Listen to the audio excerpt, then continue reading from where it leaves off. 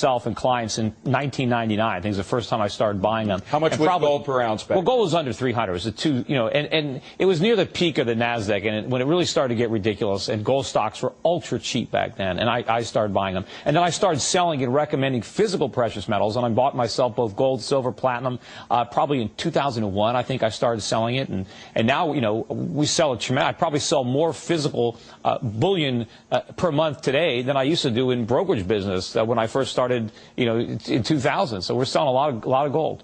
Where does it go from here?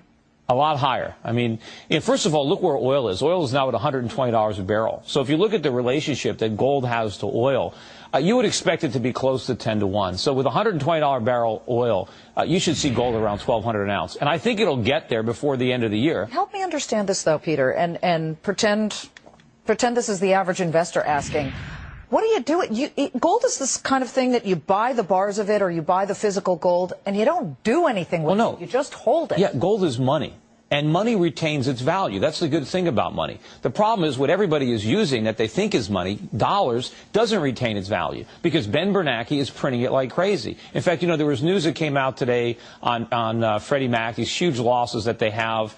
And, if Fannie Mae is going to go bankrupt and Freddie Mac unless the Federal Reserve creates a substantial amount of inflation to prop up the housing market. And so the only way that these companies won't go bankrupt is if they create so much inflation, gold's probably going to be at $5,000 an ounce. But if the dollar does make a comeback, if the world considers its current moves and its future moves to be serious about stopping inflation, to not lower the interest rates anymore, will gold continue to go up? The dollar's not going to make a comeback. I don't care how much they talk it up. It's going to continue to sink. That's not what I asked. If it does, if the dollar does hold its value. It's impossible for that to happen. You might as well ask me, if pigs sprout wings, can they fly? The dollar's not going to go up. Paul Volcker did stop inflation back in the 80s. Right. It's possible to do it. No. If Bernanke does it, will gold continue to go up? No, he can't. What did Volcker do? He put interest rates at 20%. Up to 20%. All right, is Ben Bernanke going to put interest rates at 20%? So far he hasn't. Yeah, and if he did,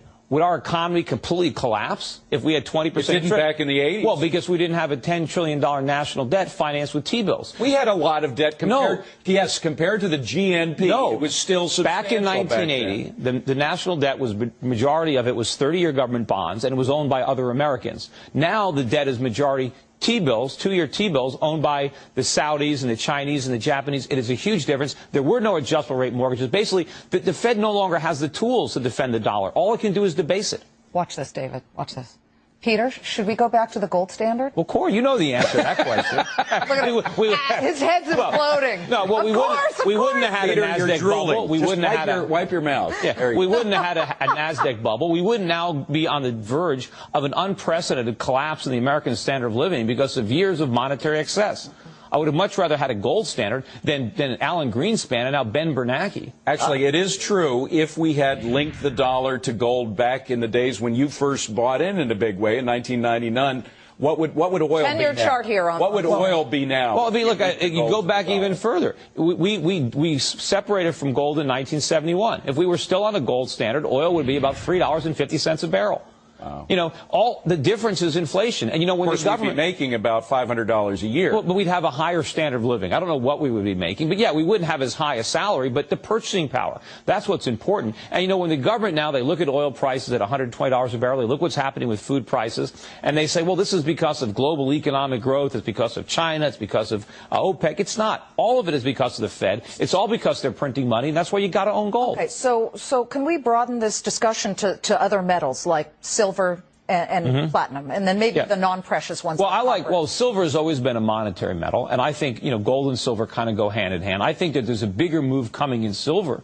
If gold is at $5,000 an ounce, silver could be at $500 an ounce, and the ratio might be 10 to 1. Now it's, 40, 50 to 1. By the way, when do you think gold will be $5,000 an ounce? How long from now? Well, I mean, I don't know exactly when. I don't have a crystal ball to know the exact date. Ballpark figure. I don't know. Probably before the end of maybe the next presidential term. So for 5 years from now, it could be up there. I think it could be, it could be $2,000 an ounce sometime next year. All right. All right. We'll save the tape. We will. Save them all. I save them myself.